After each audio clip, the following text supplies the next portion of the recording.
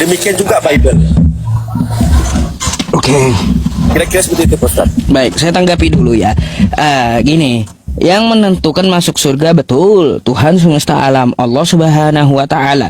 Tapi caranya dia udah beberkan di dalam Quran. Gitu. Betul. Ya. Nah, itu caranya. Jadi kalau kita katakan yang menentukan adalah Allah masuk surga, betul ya. Tapi caranya udah dia kasih tahu, maka ikutilah caranya.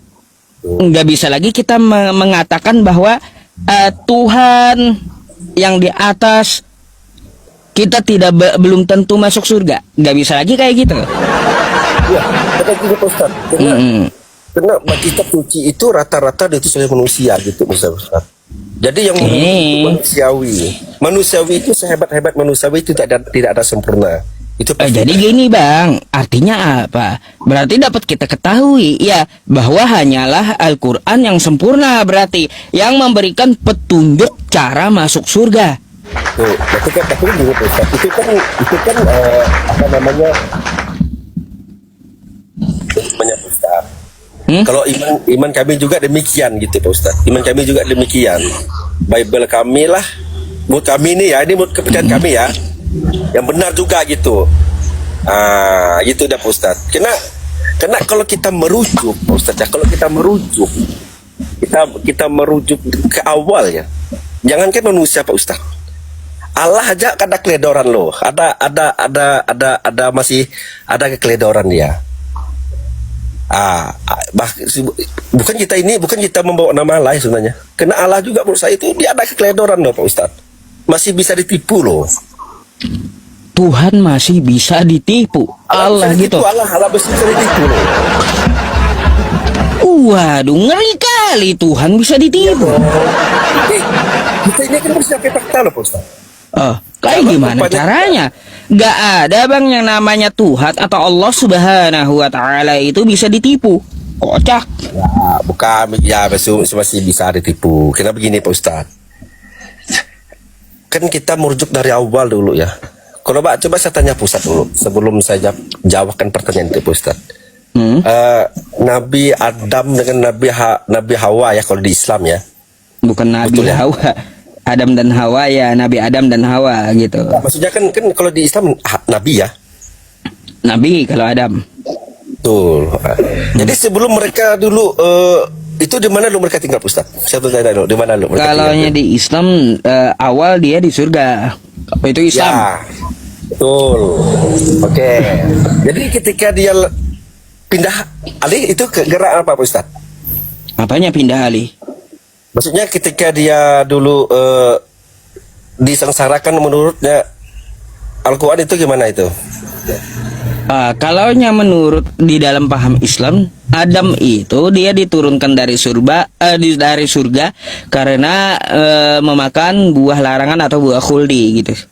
Ya, itulah saya bilang tadi Ustaz. Itulah maksud saya. Allah aja sudah melarang ya. Janganlah kau makan buah itu ya. Terus? Kira-kira itulah Ustaz ya. Ustaz aja jadi Anda anggap Allah lalai gitu? Iya. Salah berarti anggapan Anda. Begini. Kalau kita pikir secara manusiawi Ustaz. Kalau kita berpikir secara manusiawi. Kalau kita bisa menggunakan gini Ustaz. Udah tahu barang itu dan dilarang Allah ya. Jangan kau makankan sesuatu buah itu ya. Itu Ustaz ya. Tetapi kan kalau Allah memang tidak ada kalian segini kan udah kau jaga malaikat ya buat kita sampai mereka makan ya. Seandainya kata dia. Paham Anda kalau gitu. Bukan maksud ini gini Ustaz. Berpikiran secara manusiawi bisa. Berpikir secara manusiawi. Berpikir secara manusiawi ya. Nah, memang kita akui Allah itu memang sempurna gitu. Maka saya bilang tadi di dunia ini tidak ada namanya orang itu sempurna selain Allah itu kita. Dan juga maka saya bilang tadi tidak ada juga kitab suci itu sempurna gitu seperti Allah. Tetap ada kelemahan, ada kelebihan. Itu maksud saya tadi Pak Ustaz. Merujuk ke situ dulu gitu, Pak. Nah, maka tadi Pak Ustaz tadi kan bilang kan Kristen selalu memantah Bible-nya. Kan itu temanya kan. Selalu memantah Bible-nya kan. Itu kan menurut imannya Pak Ustaz gitu. Tetapi kalau menurut iman kami tidak gitu, Pak. Maka kita ini kan beda iman, Pak Ustaz. Jadi kita ini tidak bisa mengasumsi bahwa sedikit aja atau pasal atau ayat yang kira-kira ada kelemahan sedikit lalu kita mengasumsi bahwa bla bla bla bla bla begini gitu juga, Ustaz. Itu Ustaz. Tidak bisa dipolis seperti itu gitu.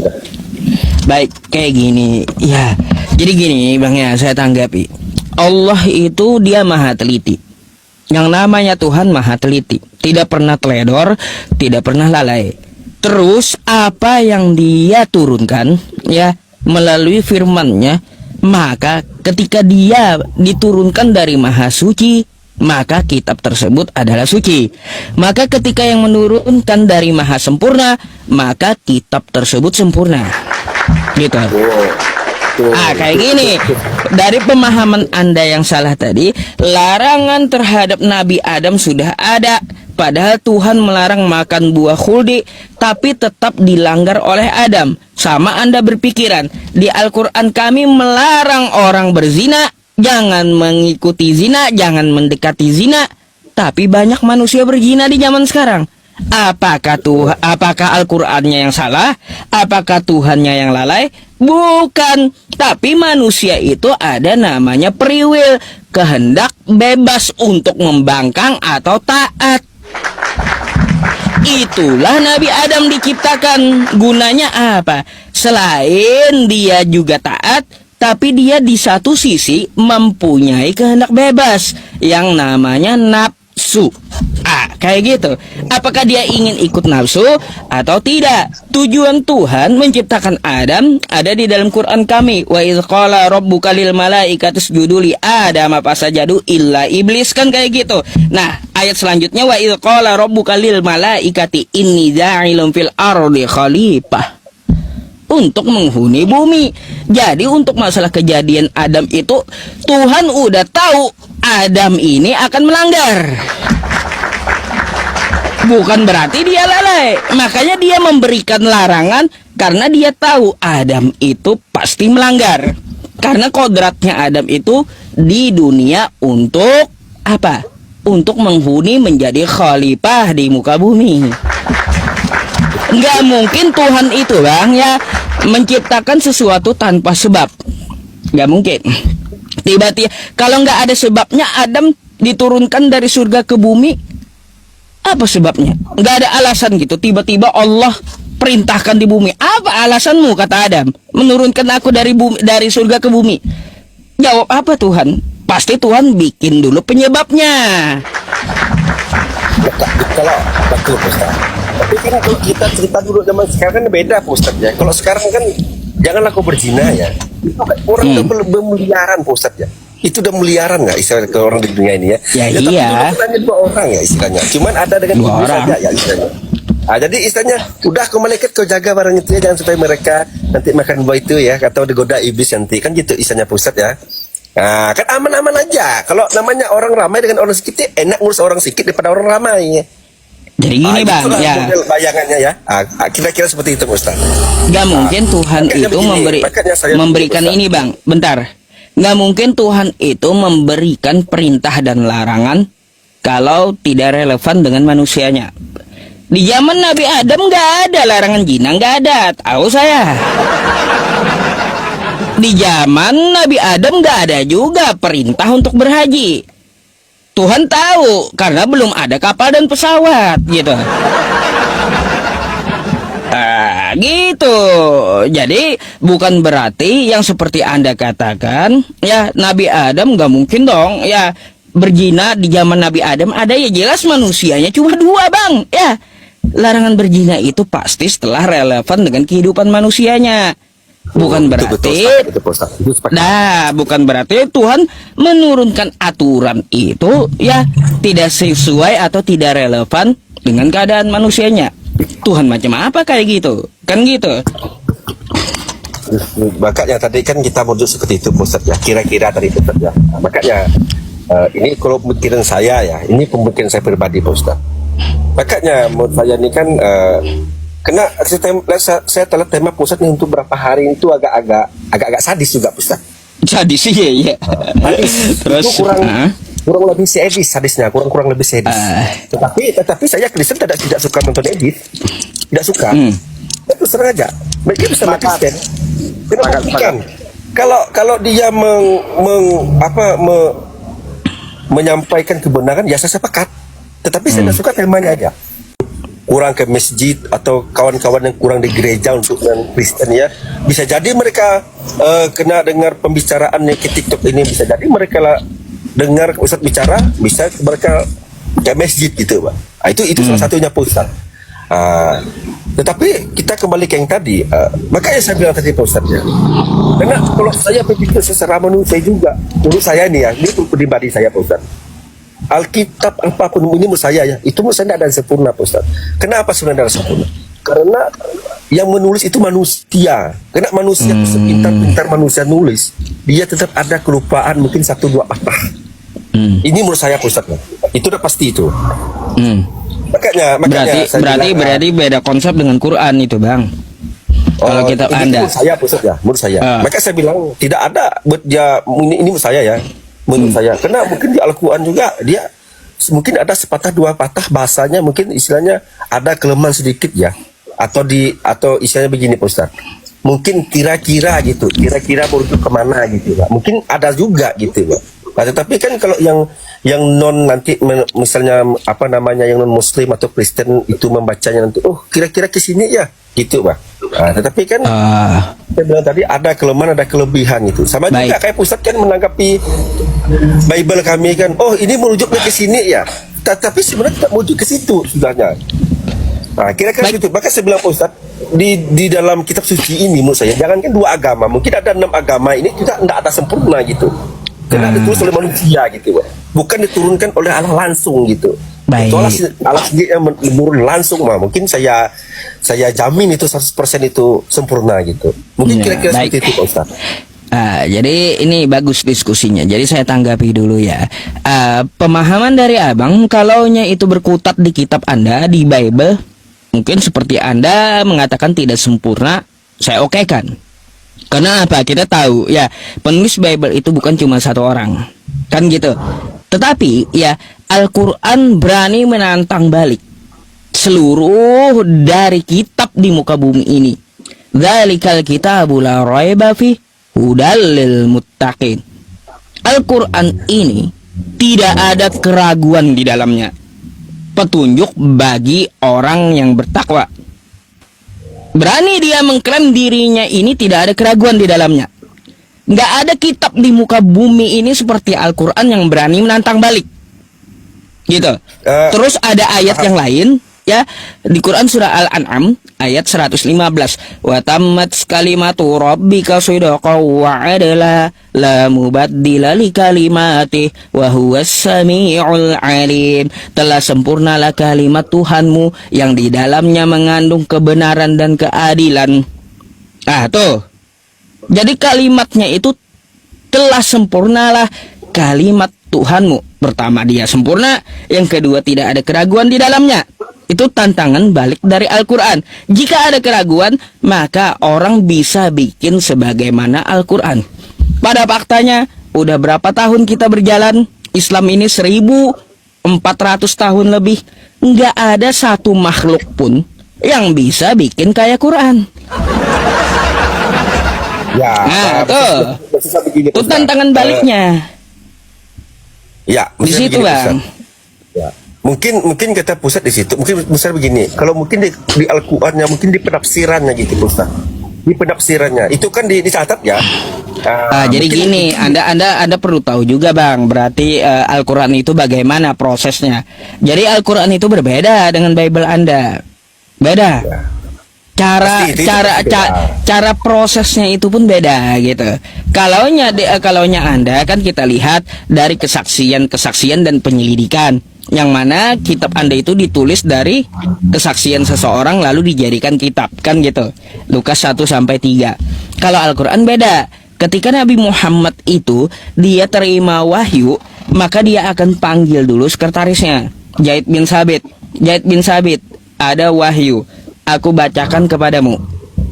Ketika Nabi Muhammad itu membacakan, ditulis oleh Zaid. Ditulis dulu. Lalu setelah ditulis dibacakan lagi oleh Zaid kepada Nabi Muhammad. Ya Muhammad, ya, bunyinya kayak gini. Jika kata Nabi salah, itu maka akan diralat oleh Zaid. Tapi jika kata Nabi benar, berarti itulah yang disebar. Jadi satu huruf aja nggak mungkin ada kesalahan. Ah gitu. Karena dia sistemnya apa? Sistemnya waktu dia diucapkan sekali, habis itu ditulis, habis itu diverifikasi, lalu dimasukkan ke otak, baru disebar. Ya, paham itu Ustaz. Ya, itu kan menurut Pak Ustaz juga kan. Tapi kan kita fakta sebenarnya kan nggak tahu juga Pak Ustaz. Ini kan dah turun temurun gitu Pak Ustaz, dah turun temurun. Maksudnya begini Pak Ustaz, dalam arti kelemahannya bukan berarti dia ada kekurangan macam mana gitu. Mungkin ada, maksudnya ada sepatah dua patah gitu Pak Ustaz. Tetapi merujuknya itu tidak secara detail gitu Pak.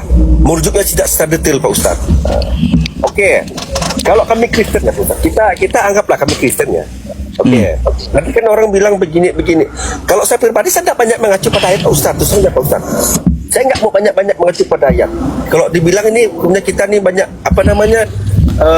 membantah Bible ya kan. Udah, saya satu ayat aja Pak Ustaz. Saya di Mazmur 100 nomor 1 itu sampai 3 itu udah jelas lah. Ya, itu berarti bedanya kayak gini. Kalau kita kan di Islam itu merujuk ke ayat. Nah, kalau lepas dari ayat maka tertolak gitu. Ya, bedanya. Saya begini. Nah, maksudnya begini Pak Ustaz. Saya ini kan Kristen kan. Kristen ya. Tetapi saya tidak mau banyak terlalu merujuk itu. Saya merujuk satu merujuk ke Mazmur aja gitu istilahnya bah. Ini hal sederhana contoh gitu Ustaz. Di Mazmur 1 sudah jelas sudah dari saat nomor Mazmur 100 nomor ayat 1 sampai 3 itu udah jelas. Namun saya ya itu udah jelas. Karena bunyinya ada bersorak-sorai itu udah jelas itu sesuai dengan perintahnya gitu. Menurut saya ini Ustaz ya. Kita ini menurut perintah dia gitu. Makanya kita bersorak-sorai gitu. Nah gitu. Ya itulah. Itulah Bang bedanya. Kalau Anda kan menurut Anda lalu Anda rujukan ke kitab gitu. Kalau kita nggak bisa menurut saya nggak bisa. Saya harus sesuai tertulis di Quran. Nggak bisa di dalam Islam itu menurut saya ditertawakan Islam Bang. Itulah Islam ini nggak bisa dia di otak-atik. Maka kalau ngibul tentang Islam itu ketahuan gitu. Karena nggak bisa menurut pemikiran sendiri nggak bisa. Tapi harus menurut Al-Quran dan hadis. Maka ketika saya ngomong bertabrakan dengan Al-Quran maupun hadis, maka umat Islam akan menolak omongan saya dan tetap akan ikut Quran gitu. Itu bedanya. Begini Pak Ustaz. Begini, bukan kita menurut saya. Kalau saya ini kan pribadi saya, kan begini. Jadi saya ini merujuknya kan gini. Kalau kita tema Kristen selalu membantah Bible-nya kan. Berarti kan Bible ini kan berarti istilahnya salah satu juga membantah ajarannya kan gitu, Dina. Kan gitu bahasanya tuh ya. Kira-kira seperti itu ya. Berarti membantah ajarannya. Kira-kira mungkin kalau kita merujuk lebih dalam lagi, mungkin kalau kita ibadah itu mungkin mungkin tidak seperti itu kira-kira ya. Kan gitu Pak Ustadz ya. Kalau menurut bikin saya nih. Baik. Ya. Kan gitu. Kalau kita ada tema ya. Berarti ibadahnya juga enggak benar gitu. Kan gitu. Beda tuntunannya dengan kitabnya. Oke. Terus? Kira-kira seperti itu ya. Kira-kira seperti itu. Tetapi kalau maka saya bilang gini, saya udah memahami tema itu tujuannya tema di mana, larinya kemana, itu udah masuk ke otak saya gitu. Makanya saya bilang tadi, maka saya merujuk satu ayat aja untuk saya pribadi gitu. Kalau di Mazmur 1 udah jelas itu Ustaz. Itu udah jelas. Kalau kira-kira Pak Ustaz bikin temanya kayak gini, anggaplah kita, mungkin ajaran kita ini mungkin kalau bersorak-sorai itu mungkin tidak benar menurut Ustaz. Tetapi kalau di Bible kita itu di Mazmur 1 itu jelas bersorak-sorai lah gitu, Pak. Untuk mengingat nama Allah gitu. Udah jelas itu Pak Ustaz. Nah, maka saya tadi kira-kira seperti itu gitu. Kalau saya merujuknya. Ini kan mungkin saya gitu. Jadi gini, beda lagi dengan ortodok kan. Ortodok dia mengikut Yesus sujud, bukan bersorak-sorai. Itu kan menurut dia juga. Kan bingung jadinya. Anda menurut Anda bernyanyi-nyanyi bersorak-sorai seperti Mazmur. Sedangkan Kristen yang denom lainnya, contoh ortodok, dia nggak bersorak-sorai, tapi dia sujud sebagaimana Yesus sujud di Taman Getsemani. Itu menurut dia. Jadi nggak bisa di dalam Islam itu nggak bisa. Menurut saya merujuk satu ayat Quran nggak bisa. Tapi menurut Quran, lalu saya sampaikan, baru itu diterima. Gitu bedanya, kebalikannya. Ya, kalau ortodok Pak Ustadz ya, kita terus terang aja. Kalau kita dengan ortodok kita tidak terkopi dengan ortodok itu. Nah Kita itu, tidak tahu mereka kan. Tidak terkopi Pak Ustadz. itulah masalahnya, perbedaannya di situ. Kalaunya Islam kan semua aliran apapun jika bertentangan dengan Quran maka tertolak gitu. Jadi harus Quran intinya. Sebenarnya Gitu. begini, ya kita paham Ustadz. Sebenarnya punya kita juga, pada prinsip juga apa yang diajarkan oleh Tuhan Yesus ya, menurut saya nih ya, apa yang diajarkan itulah yang kita jalankan, apa yang diperintahkannya, apa yang maunya dia, itu yang kita jalankan. Kalau seandainya kata nih dia suruh taburkan kebaikan, ya kita akan taburkan kebaikan gitu Pak. Kira-kira seperti itu Ustaz, salah satu hal yang sederhananya gitu Pak.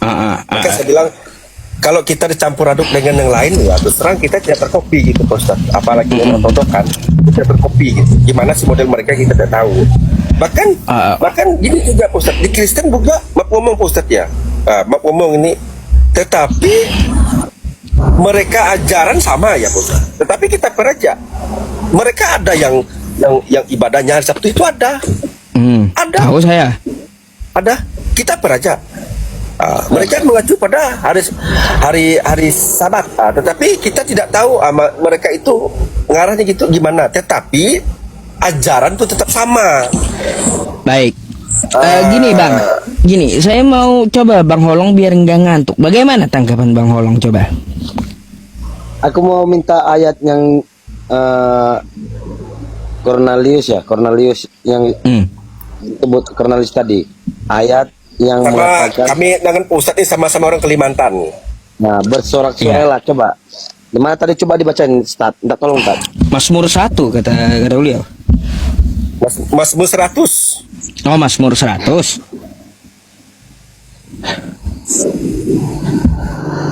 Mazmur untuk korban syukur. Bersorak-soraklah bagi Tuhan hai seluruh bumi. Nih, saya tampilkan di layar aja ya. Pujian Allah dalam baitnya Mazmur 100, Mazmur untuk korban syukur. Bersorak-soraklah bagi Tuhan hai seluruh bumi. Beribadahlah kepada Tuhan dengan sukacita, datanglah ke hadapannya dengan sorak-sorai. Ketahuilah bahwa Tuhanlah Allah, dialah yang menjadikan kita dan punya dialah kita umatnya dan kawanan domba gembalanya. Gitu Bang. Ya, kira-kira seperti itu betul Ustaz. Kira-kira seperti itu dia. Tapi ini kan menurut keyakinan kami ya Pak Ustaz ya. Iya. Aku nggak pandai tuh Bang Cornelius, aku nggak pandai tuh. Di ayat inilah keseringan umat kita Kristen nih salah pemahaman. Ya, bersorak-sorailah datanglah kepadaku, kan sebutan di kata Bible kan atau di kitab. Datanglah itu maksudnya kan itu mungkin di gereja ya. Di gereja pujilah ada dia tuh